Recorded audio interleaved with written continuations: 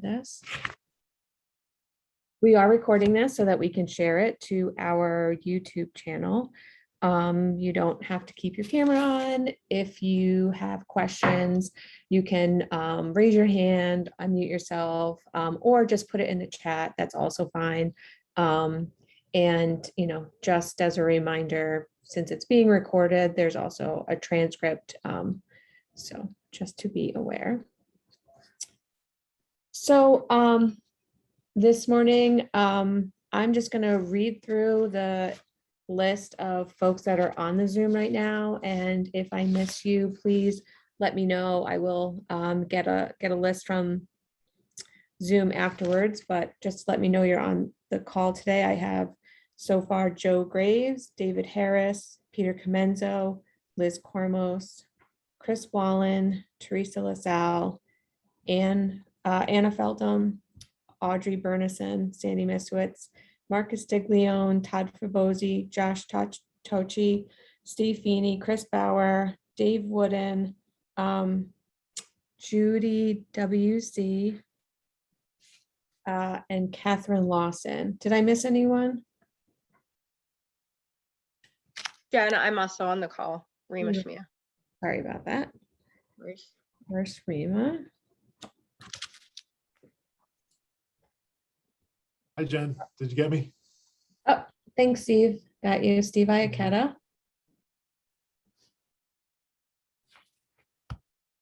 Great. So right now I'm actually going to pass it quickly to Sandy Miswitz to share just some news and updates on CDTC and the leadership here and the community planner forum going forward. Great, thanks, Jen. Well, good morning, everyone. As you're probably aware at this point, I have taken on the executive director role here at CDTC. I'm anticipating a number of changes to how we do things here at CDTC, the subject matter that we get involved with. And I think this group going forward will be a key contributor to the implementation of our New Visions Regional Transportation Plan, continuing the ongoing conversation about the connections between land use and transportation in the region, and identifying and hopefully developing some tools and resources to further assist communities in planning for their futures, particularly on the topic of the connection between land use and transportation. In my initial conversation, since I've taken over this role with some of our regional partners, land use continues to be the topic that comes up. And I do feel like, this group has the opportunity to identify maybe some new ideas and new projects and programs moving forward that can further that conversation and maybe look at things from an angle that we haven't looked at them in the past. It's always difficult to talk about land use. It's a highly political subject, but it's also critical to the success of our region and to the region's transportation system. So I'm really looking forward to Jen and Rima taking over the Community Planner Forum moving forward. Jen has the benefit of wearing a number of hats here, including leading our New Visions Regional Transportation Plan implementation, works a lot with the bicycle and pedestrian program, and Rima can bring to the table her background in community planning, as does Jen, but also she will be leading our transportation demand management initiatives here at CDTC, along with a number of other activities. So I think these two folks combined will, bring some new energy to this group moving forward. Again, we're really looking forward to utilizing this group in a way that can contribute to the bigger conversation within the region on that interconnection between land use and transportation. So that dovetails well into the presentation on the agenda today related to New Vision's implementation and planning tools. One of the tasks that I will be passing on to Rima and some others in the office goes back to the transit access toolkit, where we were talking about developing some resources and some tools for local governments to kind of get conversations going early with the development community on the tools available to them related to mitigation, related to multimodal transportation and their development proposals, giving planning boards a tool perhaps to use when reviewing applications from a transportation and land use perspective. So all of these things are on the table. And again, I'm looking forward to hearing what you all have to say, continuing these conversations in my new role. And with that, I'll pass it back to Jen. Thanks, everybody. Thanks, Sandy.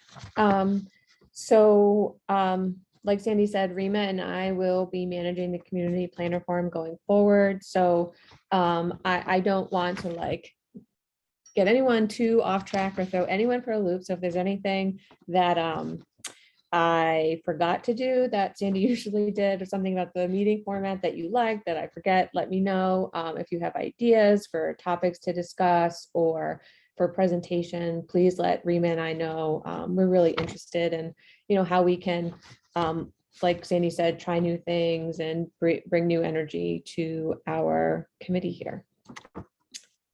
So just some COVID updates at CDTC. Staff will be in the office starting 4 days a week next week.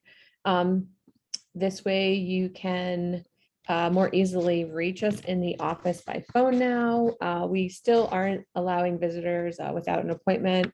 Masks are being worn in the office at all times in public areas. And we are continuing to do most of our meetings virtually. So and sharing them or live streaming them to our YouTube channel. So you can, if you miss a meeting, you can often find it there. So we'll continue to monitor the situation and update all of our members and stakeholders accordingly. So today's agenda, we're gonna just briefly talk about the New Visions 2050 implementation and the development of planning tools going forward. And then we have several other updates, some probably pretty more exciting than others, like the tips solicitation, some information on upcoming training and workshops, and then we can discuss any other local or state planning updates you all may have. So today I just wanted to revisit our Metropolitan Transportation Plan New Visions. It's been adopted for a year and a lot has changed since we had started developing this plan.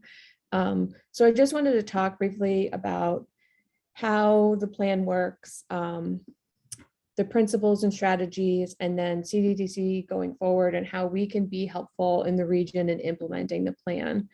So the New Visions 2050 lays out a series of investment principles and strategies, and these really determine CDTC's programs and our philosophy towards transportation planning.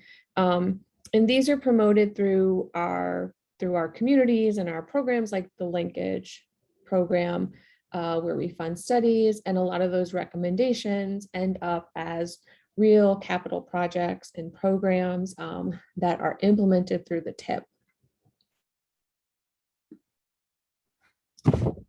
So who implements New Vision? So obviously CDTC plays a major role, but the objective of the plan is for everyone from local government officials to developers, to employers, to law enforcement to play a part, whether it's through zoning that encourages transit-oriented development or building affordable housing, enforcing traffic laws, protecting soils for agriculture. All of these actions collectively help create the quality region that New Visions envisions.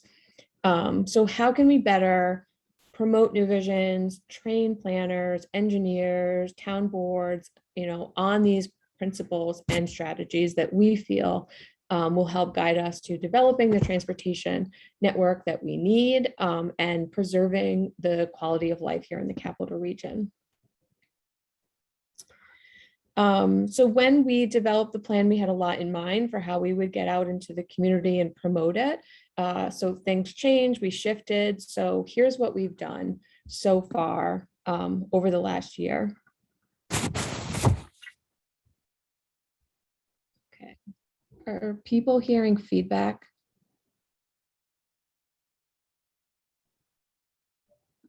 No, Sandy, it might just be us.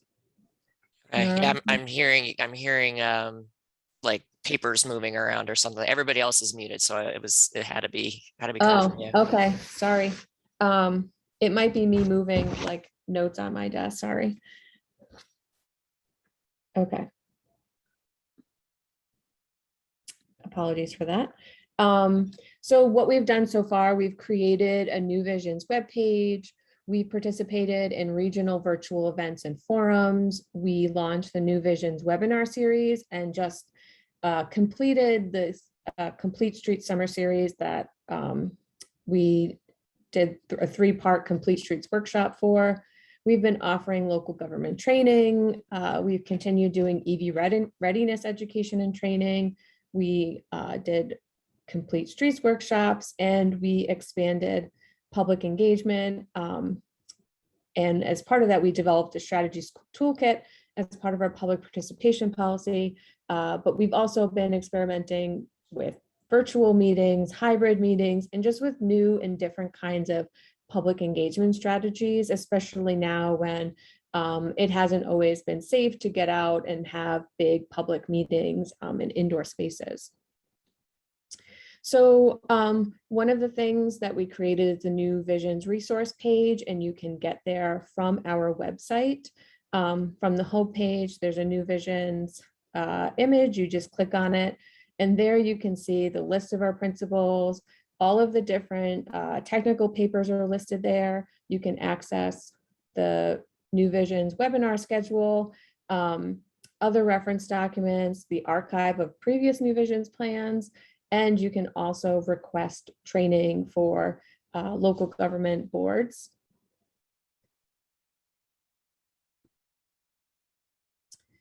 Then we launched the New Visions Learning Series, which is a monthly webinar series, and you can access the webinar series schedule and previous videos from our website. As you can see, we have been approved to offer AICP credits, and some of the webinars, well, all the webinars qualify for Department of State training credits if your local government has approved CDTC webinars and workshops as eligible for credits. All of the previous webinars can also be found on our website, or they can be found on our YouTube. So in addition to online resources, we have been implementing New Visions 2050 through our planning tasks and initiatives. We expanded the Capital Coexist mini grant program this past year to not just bicycling safety, but pedestrians and other vehicle and traffic safety issues in our region. We have initiated 6 new linkage studies. We continue the technical assistance program projects. We have about 3 or 4 open now, and we continue to accept applications for those. We're implementing the Capital Region Trails Plan through the Patroon Trail Feasibility Study and an Albany Loop Trail Feasibility Study. We are initiating a bus lane feasibility study and expanding our data collection services. We've purchased eco counters to conduct automated trail counts, and we're developing an ongoing regular trail counting program, and we'll develop a trail census with data that we can share with you that you can use in grant applications and other planning initiatives. We are going to be conducting traffic counts and collecting horizontal curve data through a consultant contract.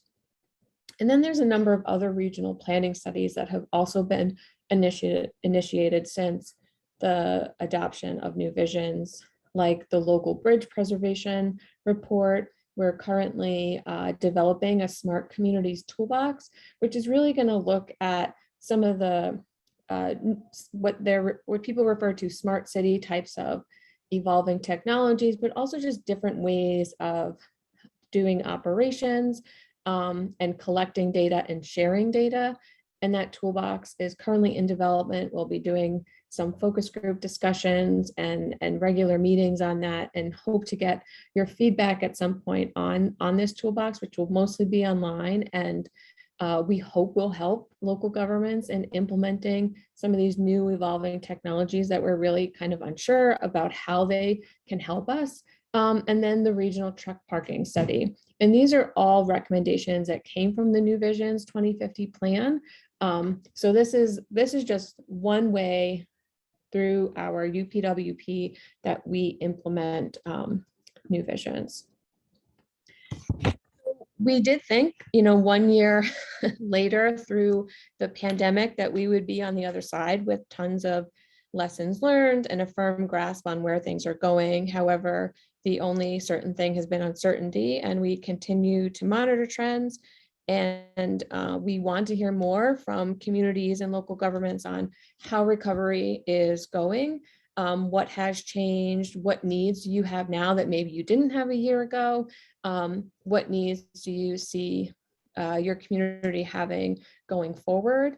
We are watching trends like the growth of telework, how commute patterns are changing, and other things like what's considered infrastructure, and really focusing on equity and environmental justice, as those things have really been highlighted through the last year for us. So moving forward, the New Visions plan, the Metropolitan Transportation Plan, is required to be updated every 5 and 10 years. Typically, we've done a minor update every 5 years and a big update every 10. This past New Visions 2050 started as a minor update, but really so much had changed since the previous New Visions that we had done more of an update, I think, than we had anticipated. The next update is scheduled for 2025, which means we would be getting started again with developing the plan around 2023 and planning for this towards the end of next year. But additionally, and in the meantime, we would like to develop tools and resources that our local governments can use and that will be helpful in implementing New Vision. So one of those things is like Sandy has been talking about, in which Remo will be working more on, is the TDM and the Transit Access Toolkit. Another idea is kind of reviving an idea that we had a while ago, is a New Visions Guidebook. If that's something that folks are interested in, really outlining each of the strategies, the topics in New Visions, explaining what they are, and then providing strategies and tools for implementing each. A resiliency update, as we see resiliency becoming a more of a priority. We will be doing that. And of course, CDTC will start developing its 22-23 Unified Planning Work Program, which will continue to implement New Visions. But like Sandy said, we're trying new things, we're moving forward. So we're open to ideas and thoughts from everyone. Additionally, and related to our next steps, the key planning emphasis areas from USDOT, Federal Highways, is our resiliency and climate change, equity, diversity, inclusion, complete streets, bicycle and pedestrian planning, planning and environmental linkages, and regionally significant projects and tribal nation planning. So a lot of these things are things that CDTC has been doing, but we plan on hopefully enhancing and expanding upon these things, and doing more of some of the things that we haven't been as active in. And these emphasis areas will influence our plans and programs. So in the interest of trying new things, I set up a interactive poll. If you would prefer to just type in the chat, that is fine. You can respond with more than one answer. So you can either use a smartphone to text, or you can open up a new browser window. So if you're opening up a new browser window, you go to pollweve.com/CDTC NV2050, and this poll should come up. Or if you text CDTC NV 2050 to 22333, you'll be able to do this by phone. So for the phone number, it's 22333. And then in the text message, it's CDTC NV 2050. So we, and we can continue to discuss this, but we want to know how else we can help. And if New Visions is something that you are familiar with and that you feel like we're doing a good job promoting, if you would like to see more tools or resources to help you implement New Visions 2050 in your through your planning work or through your department in your town, city, or village, we're interested in hearing feedback. Is the poll working?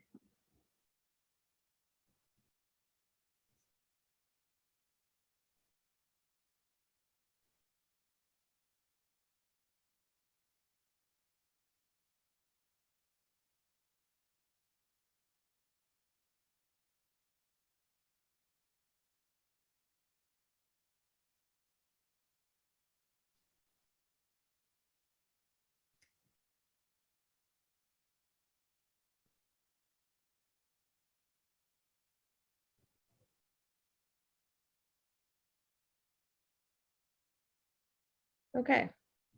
So I'm not sure if folks are able to access this. Jen, I just tried the text and it says Yeah. you've joined and it's powered by Poll Everywhere, but it doesn't prompt the poll. Yeah, I don't know why it's doing that. Okay. Apologies. So folks did say that they were able to use it online, but it's not updating in real time. So I'll be able to visit the poll and see everyone's feedback. But in the meantime, if folks want to unmute and discuss or just type in the chat, that would be great.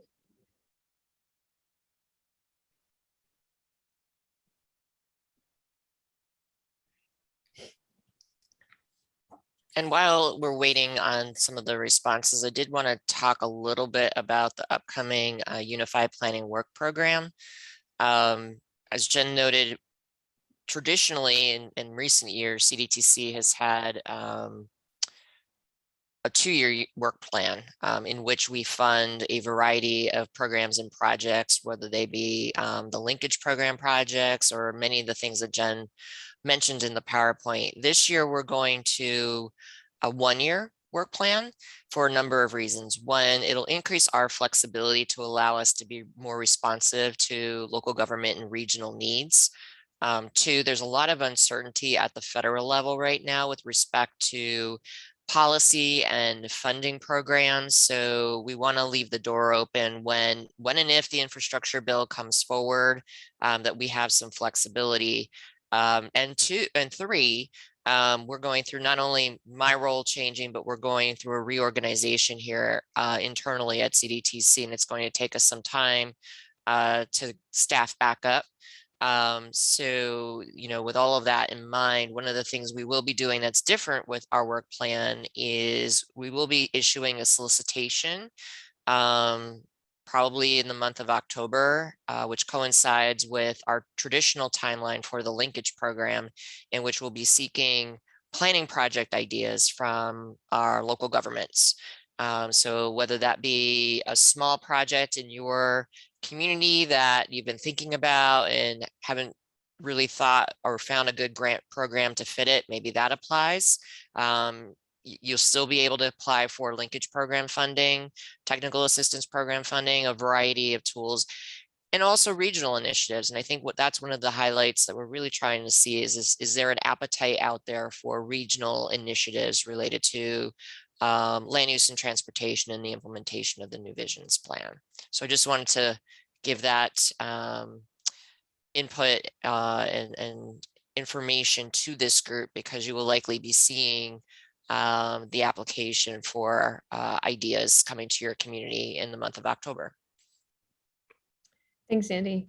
So online, it looks like folks are taking the poll, and so far results are 24% would like to see more tools like interactive mapping, complete streets design guide, and additional things like that. 47%, so nearly half, would like to see more data and inventories. So this is definitely something, we know there's a need for and demand for. So more traffic counts, things like our sidewalk inventory and pavement conditions are needed. 18% planning and technical assistance, and 12% training. So this is helpful in helping us, go forward and how we can help communities and really get you the tools and resources that you need to do planning in your communities. So we are still accepting requests for local government training. So this could be a planning board, a zoning board, city council, town board. We are happy to put together a virtual training or, talk to you, depending upon the group and location, on doing in-person trainings as public health guidelines allow. And we can really shape these trainings around the different topics in New Visions that might be more relevant to your community, or something an issue that is currently a priority or something that has recently come up.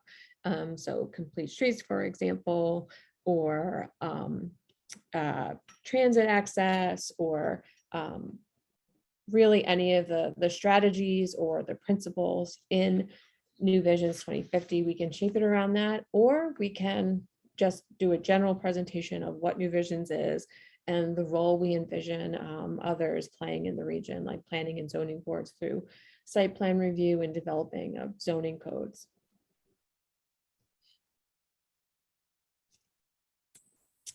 So does anyone have any questions about New Visions? I know a lot of you have probably heard about New Visions a lot over the last year or so. A lot of you have been involved in developing a lot of the materials that are within New Visions.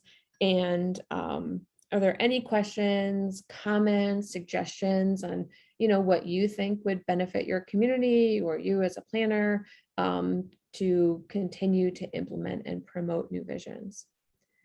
Looks like Todd has his hand up. Yeah, thanks. So one question I have is related to not just the ways that you can help, which is how you've couched things so far, but just the ways in which you can advance the goals of New Visions, which is a little bit different. So help is part of that, but also just curious about thoughts on things like having, I know that the boards approve it, and that is the planning committee and the policy committee, but having the communities themselves pass a resolution in support of New Visions, so that the full elected official boards of the communities are aware of the content and are either buying into it or not buying into it. I know that the staff from those communities, or sometimes an elected official, sits on those boards, and the policy committee I know is elected officials, but that doesn't mean the whole board of the community is aware or even buys into it. And so just curious about thoughts like that, and also some of your evaluation matrices that maybe include looking at the communities themselves in the way in which their goals and their actions support or don't support New Visions. So just curious about those kinds of things. The resolution, I think, is a really interesting idea. I mean, that's something we can look into, drafting like model language for communities to adopt. We often do that with linkage projects. We encourage adoption. So I mean, that's something we can definitely look into. And, of course, as we as we release new solicitations, we're always reviewing and tweaking our evaluation criteria. So that is another way that we can help advance the goals of New Visions. Thanks, Todd.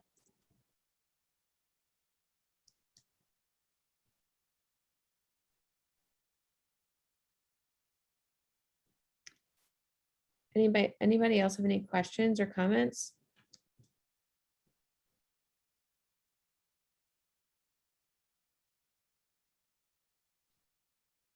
Okay, thank you.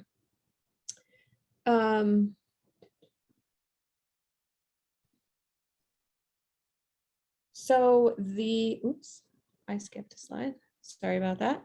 So our next agenda item is on the 2020 US Census update. So I'm going to ask Teresa LaSalle from CDTC to give a brief update on the urban area boundary, and then Mark is going to give an update on CDRPC's census and data collection initiatives. Okay, I talked about this at a previous meeting, and at that time I went over the Federal Register, the proposed criteria that the Census Bureau had outlined for urban area boundary updates for the 2020 census. Since then, well, throughout the last couple months, I've been participating, representing CDTC in the National MPO Association working group for urban areas. So we had a follow-up meeting with the Census Bureau a few weeks ago, and they gave us an update and discussed some of the possible changes that they're considering to the proposed criteria based on both their testing and comments that they did receive in the Federal Register. So right now, they've read all of the comments that were submitted. They're currently testing out the software program that will be used to delineate the boundaries. At this time, they cannot test whether urban areas will be split or merged. For instance, our region has two large urban areas, Saratoga Springs and Albany Schenectady. I don't anticipate that those will be merged. I think they will stay separate, but they don't have the data from the 2020 census needed to evaluate splits and merges at this point.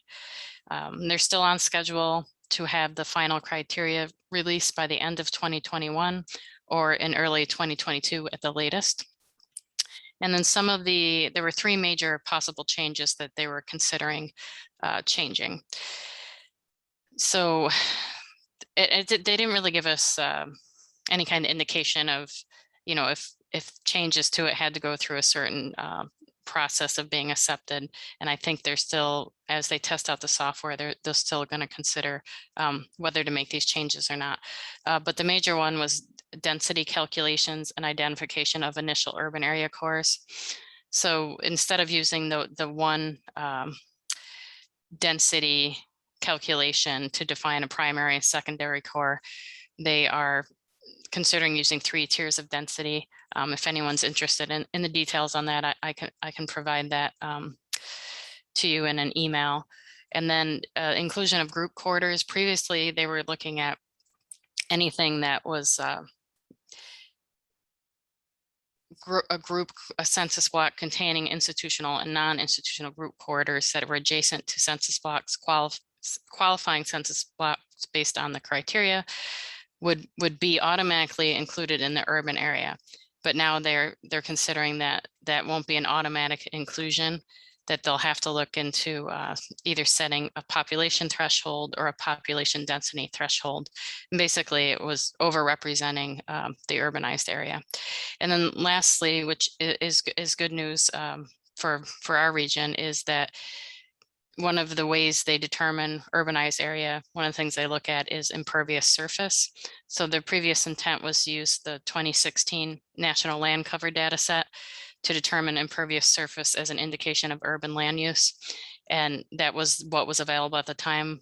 But now the 2019 data has been released. And although that's a few years outdated, they'll be using that, and it will be much more representative of areas that have grown, especially areas that have grown more suburban.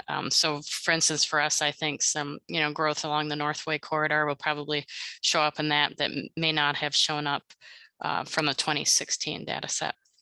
Again, that's just a brief overview. If anybody wants the painful details of that, I can just, shoot me an email, or Jen or Sandy or any CDTC staff member in this meeting, and I can pass that along to you.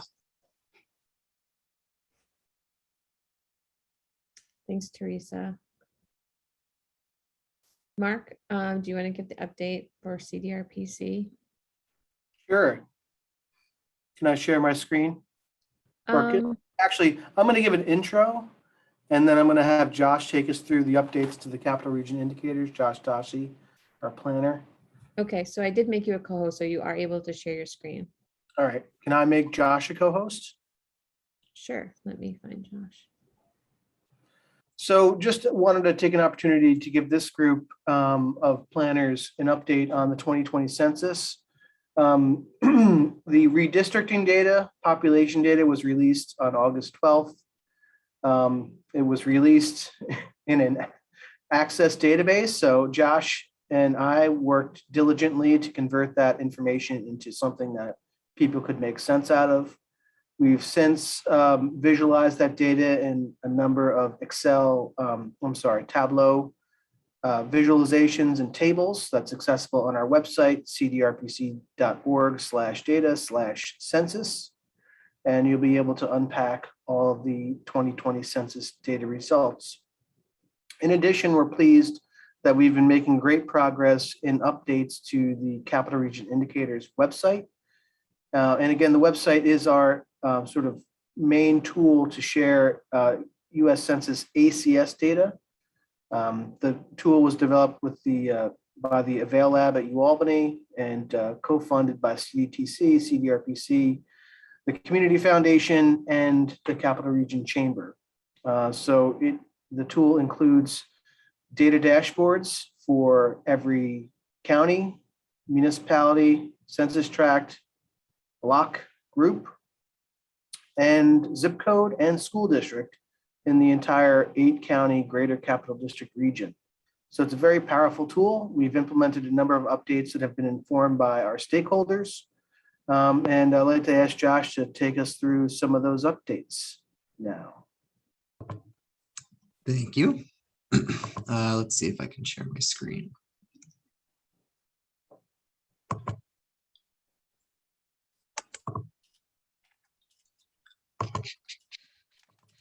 Okay.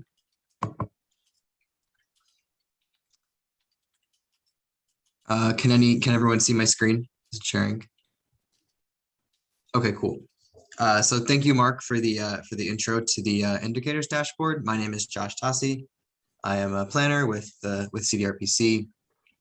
So as Mark was saying, this is our tool to help streamline the process of getting important census data about indicators for the region.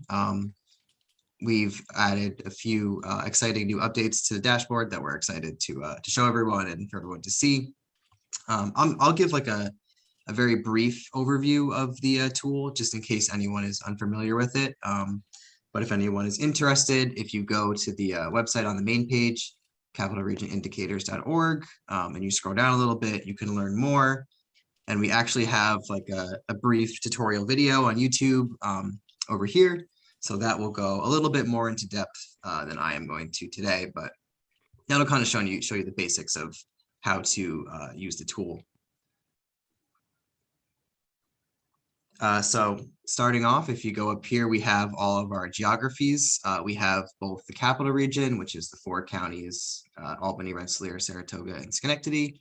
And we also have the greater capital region, which includes Columbia, Greene, Warren, and Washington counties. And from here, you can get information about, the counties themselves or any of the municipalities within the counties. So if we go here, select Albany County, we get some highlight statistics up here: population, median age, average median household income, stuff like that. And by scrolling down, these are the different data topics that we have. So, if you are interested in health data, you can click right here and skip right down to it and kind of scroll through and see some of our visualizations that we have. We also have a map of the geography that you selected. So since we selected Albany County, this shows us a map of all the census tracts within the county. So you can kind of, if there's a specific census tract that you're interested in, you can go in here and kind of click it and look at the data for that specific census tract.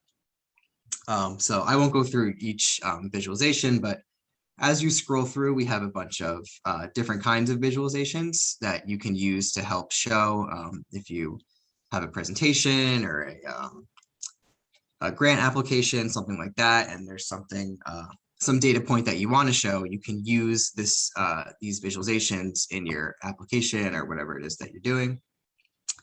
If you go to these charts over here, you can look at the underlying data if you're interested.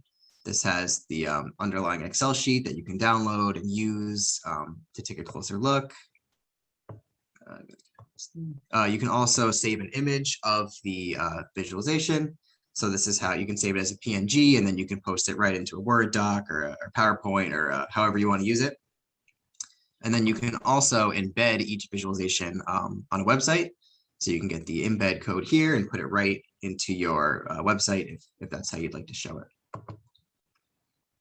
And then you can kind of control your geographies or the year that you're looking at. So this is looking at the 2019 5-year ACS data, and it's comparing to the 2014 5-year ACS data. So that's where in these boxes on the left, when it says 11.9% decline, that's from 2019 to 2014 is what that's showing. And then you can also compare if you want to compare Albany County to Columbia County or, you know, whatever it is, you can do that over here too. So that's just a very quick kind of overview of the tool. It's very powerful and it can do a lot. And I would recommend playing around with it and kind of seeing what you can do with it.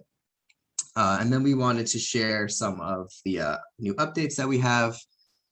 So if we scroll down, so if you scroll down to the bottom, or you can click over here where it says links, we have added new geographies. We have zip code areas. So you can, by selecting a geography, so this is Albany County, this shows all of the zip codes within Albany County, and you can select one of these zip codes and look at the data at that level if you're interested in that, or if that will be more helpful to you. And we also have school district geographies. So the same thing with the zip code geographies, you can, it has all of the school districts within Albany County that you could look at that level too, if you're looking for school district level data or anything like that. So that is one of the new updates that we're excited about. And the other update is in our mapper. So up here, the fourth option, you have your geographies, and then we have an option for maps. Let it load here. So this will show, the default is the greater capital region. So it's all of the 8 counties. And it initially will show you a choropleth map. You can go over here. You can select, you know, a specific county or municipality, whatever you want to look at. Like if we pick Albany County, for example, that'll blank out everything else. And then you can focus just on here. It shows you all the municipalities. We can also change the geography level that we look at. So you can look at county, municipality, tract, or block group. So if you want to get more into detail for each municipality that you look at, and then you can change the year that you're looking at. This is also the 5-year ACS years. So you can kind of compare over time different data points and different municipalities. And then this changes what you're actually looking at, the census label. So right now we have total population, but we have options, you know, under economy, social welfare, whatever it is. And then you can also change the opacity, so that just makes it more see-through if you're interested in that. So one of our new updates is we actually have added the ability to, you can add a layer here, and that will add a dot density map over your choropleth map. Oh, sorry. So this is kind of helpful if you want to compare 2 data points. So we can do, you know, if you wanted to do racial population as a dot density, and then if you wanted to look at education, percent of population with no high school diploma or equivalent, you can kind of overlay these maps and kind of get a better sense or a better show different indicators and different data points throughout the region. Make this a little clearer so you can see through it. So that is, does anyone have any questions? I know that was kind of a brief run through, but That was good, Josh. Thanks. One thing that's on the development site, which is not on the site that Josh is showing you, is that we've completely updated the data labeling, which is feedback that we received from this group. So if you want to export an image of the visualization, that image now will include the data source. So it kind of makes it foolproof. If you want to include it into a report or anything, you don't have to remember to cite the data. But again, it's still a work in progress. We encourage your feedback and welcome any ideas that you would have for improvements. And Josh, were you going to show our census webpage on the website? Yep. Great. So this is our, can everyone see this? Did it work that it switched? Okay. So this is our 2020 census webpage on our website. So if you go to cdrpc.org and you come up here, you come down to 2020 census, that'll bring you here. This is where we've been posting all of our updates, analysis, both static maps and live maps. We've been trying to get a good mix of data and analysis in here. And this is our main hub of where we've been posting all of our 2020 census related updates or analysis or whatever it is. So up here we have two, so I guess I'll talk about some of the interesting highlights that we've noticed so far from the 2020 census. So if we scroll down the page a little bit, we have a map here that shows percent population change by county for the whole state, and it's broken into regions. And the capital region is actually one of only 3 regions to see increases throughout New York State. So we have the capital region here. Mid-Hudson also saw increases. Obviously, individual counties saw, some individual counties saw increases as well, but for the overall region, Long Island, Mid-Hudson, well, I guess it's 4 regions, but capital region, Long Island, Mid-Hudson, and New York City obviously all saw percent increases in 2020 for population. So the capital region is in a good place in terms of overall growth. Another interesting highlight that we've noticed is I gotta find my map. Oh, that's weird. Wait, I have to refresh the page. There should be another map on here that I posted. There it is. Okay. Scared me for a second. So this is a breakdown of population change by census tract. So we have the data at the municipal level, the census tract level, and the county level. And this is our census tract map. And as you can kind of see by looking at it, this is our total population, but you can also look, we broke it down by race alone. So we have total pop, white alone, black alone, American Indian alone, and so on, as well as Hispanic and 2 or more races. So one of the interesting things we've noticed is that there's been growth. Anything that has blue over here shows an increase, and anything that has red shows a decrease. And there's been growth along the urban areas and a decrease in population in the more rural areas. So along this corridor over here, we've seen the most growth in the region. And the other interesting highlight that we've noticed is a pretty significant decrease in the white alone population.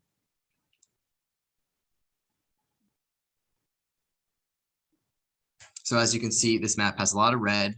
And what this is looking at is people who identify as only white, like white is the only race that they put down. And there's been a significant decrease in the region and across the country as well. A lot less people identifying as only white. They could be, there's also been a large increase in the 2 or more category. So it's possible that people went from identifying as just white and then adding another race into their identification. But we've seen a pretty significant decrease in the white alone classifications and then increases in almost every other racial classification. So it means that, our region is getting more diverse, but also what's packed into the responses, since people self-identify when they're answering the census questions, is the way the census is asking the question. So in the 2020 census, they asked the question about race and ethnicity slightly differently. And that resulted in more people self-identifying as either two or more races or as with an Hispanic ethnicity. So there was across the board, across the country and in our region, market increases in people in the data for the Hispanic population and two or more races. The demographers will tell you that this really reflects a more accurate picture of our population.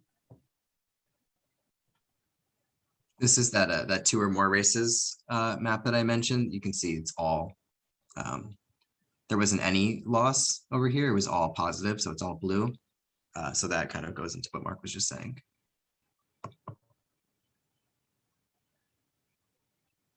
And again, I just kind of went through this quickly, but if you want to take a closer look, you can go onto our website and onto our 2020 census data page and kind of take a closer look. One last note about these maps, this is the 2010 geography. Because a lot of these census tracts between 2010 and 2020 were split, we actually converted them back to the 2010 geography so that we could compare change. So just keep that in mind if you take a look at these, that this is still the 2010 geography. This does not represent the 2020 geography, but it shows the comparison, the change between the census tracts over time. Does anyone have any questions about this or any of our maps? We have a county map as well over here. And we also have municipal maps up here.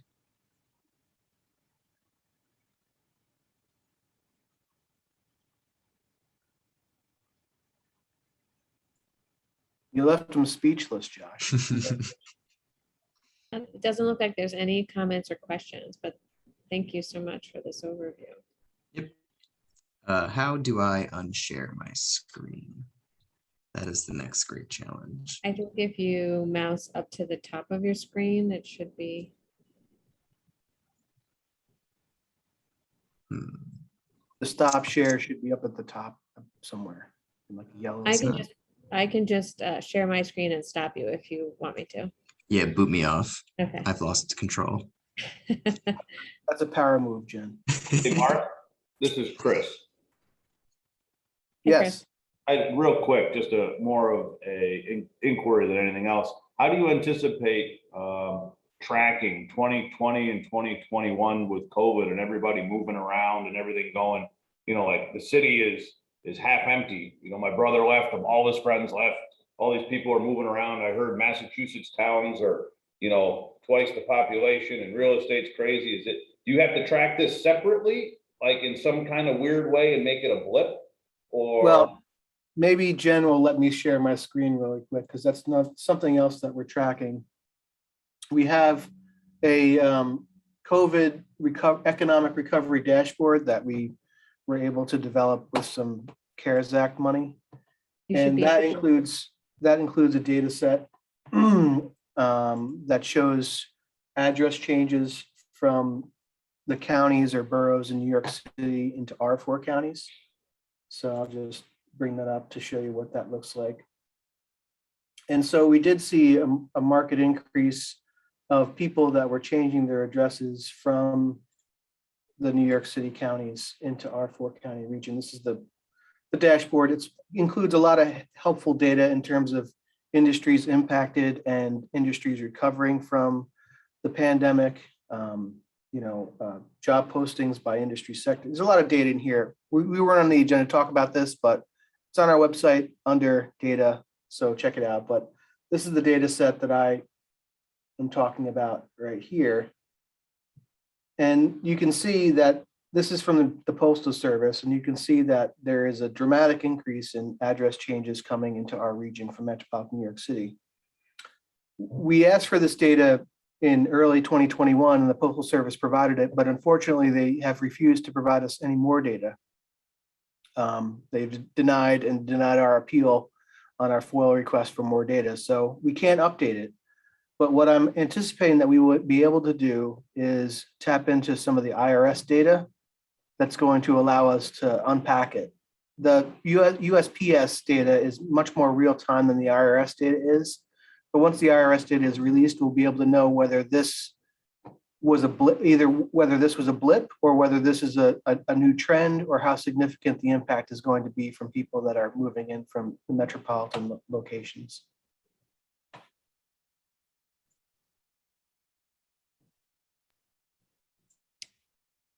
Does anyone else have any other questions or comments from Mark or Josh?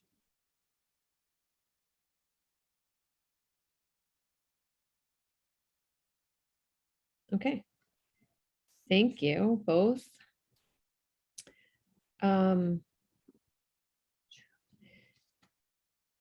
next agenda item is the bus lane feasibility study. I don't know if Sandy is still with us and wants to jump on and just give a brief update or overview of what we're, the objective of that project. Sure, thanks, Jen. We are moving forward with the project. We're about to launch a project website. Save the date for October 20th, when we expect to have some pop-up events in the region. We'll likely have a public virtual workshop on that date. It's tentative, but that seems to be the date we're targeting.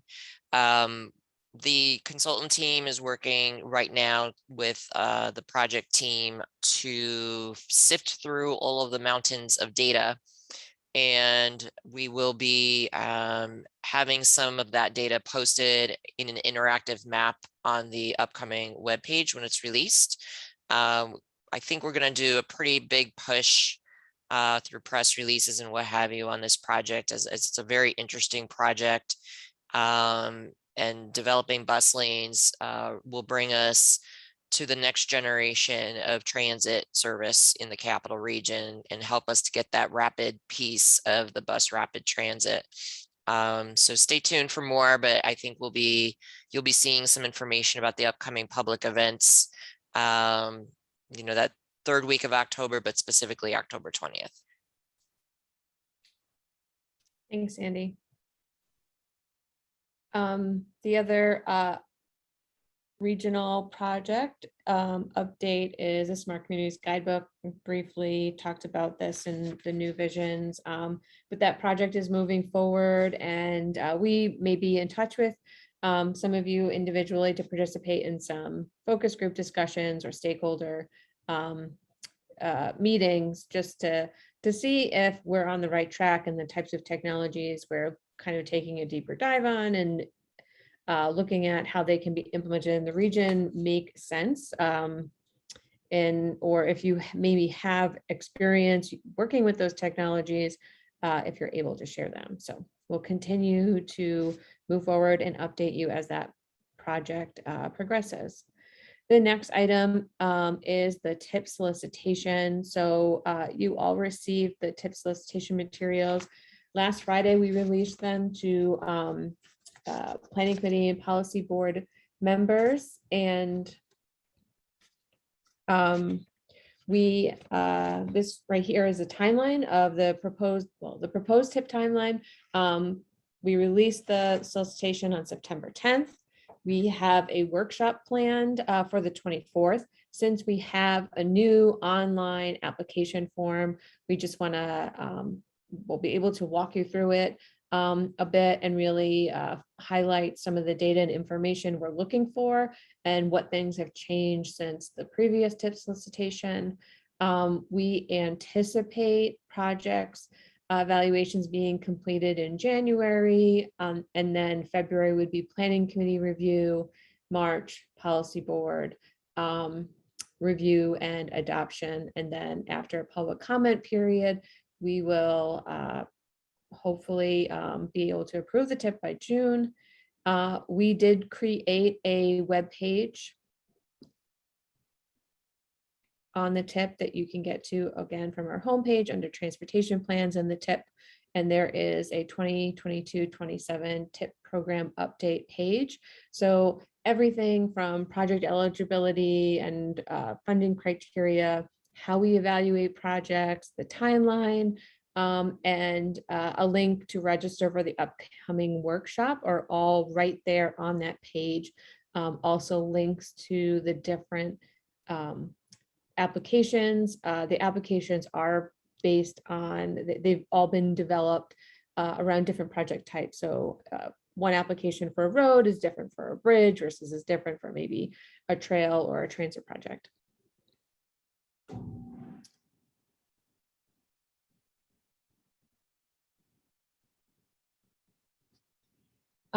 So like I said, the TIP workshop is September 24th, and you can register for that through the website, or if you would like more information, please feel free to send myself or Sandy an email, and we'd be happy to answer your questions.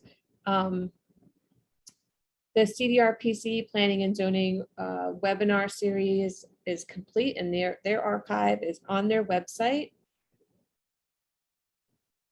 There is a New Visions Learning Series webinar scheduled for next Tuesday. And there's a joint APA and New York Planning Federation conference upcoming.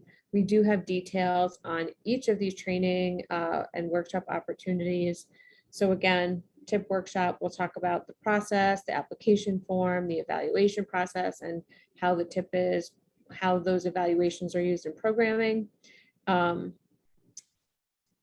All of the CDRPC webinars are archived on their website, and you can find them at that link below. They're easy to find from their homepage. Next Tuesday, September 21st is the New Visions webinar, and it will focus on the nexus between transportation and economic development.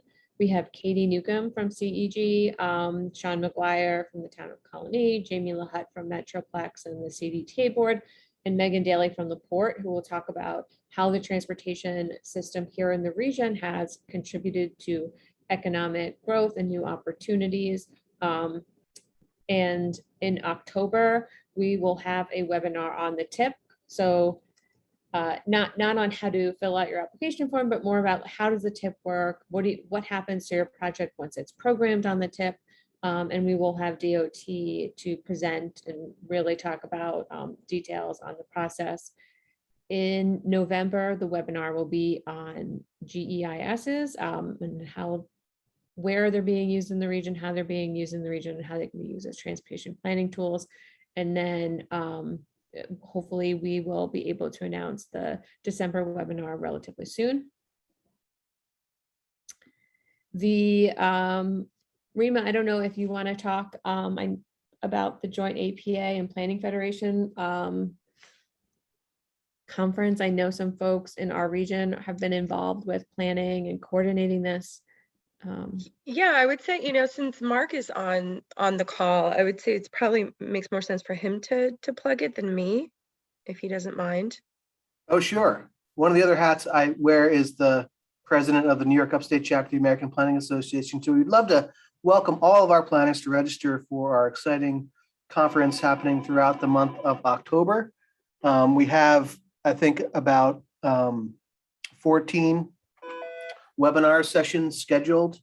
They're typically scheduled for Wednesdays at noon, Wednesdays at 2 p.m., and Fridays at noon. And you can attend all of them or any number of them that you'd like to attend. This year, we're partnered with the New York Planning Federation. So there will be a good contingent of lay planners, planning and zoning board members. All sessions will be eligible for attendees to receive planning and zoning board member credit and CM credits for AIC certified planners. Topics will include marijuana regulation, accessory dwelling units, planning for EVs, planning for I have the regulating short-term rentals, and of course the always popular land use case law update and planning and zoning board ethics. So if you would like to register, just visit the APA's website. It's a low price of $50 for members, $25 for students, and $75 for non-members. If you have any questions, feel free to reach out to me about it. Thanks. Thanks, Mark. I mean, just from you talking about some of the sessions, you can really get a flavor for like the different trends and how much things have changed in the last 5 and 10 years, because those are not things that I ever remember seeing planning conference sessions for. So interesting stuff. Thank you. Okay. So with that, if anyone else has any other updates that they want to share on regional or local planning and programming initiatives, please feel free to unmute and chime in or send them in the chat. There was one good comment I just realized, I just saw in the chat about the census and the impact of COVID. So Steve, I kind of made a good point about the COVID deaths not being represented in the 2020 census data. So 2% of the population, which is 1 in 50. So, how we'll see that affect census data in the future, I guess, not sure, but that 2020 data definitely does not reflect that. Jen, I just have one final plug as a reminder to everyone that our joint technical assistance program with CDRPC is still open and willing to receive applications for small, short duration planning projects. You can check CDTC's website or CDRPC's website for more information. You can email myself and Mark if you have a project idea, and we can set up a time to speak with you before applying. But we do have resources available through the end of December. So I would encourage you to, if you do have a need, to reach out to us and apply.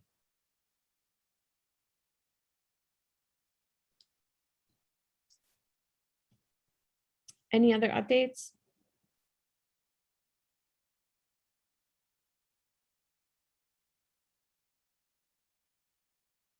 Okay.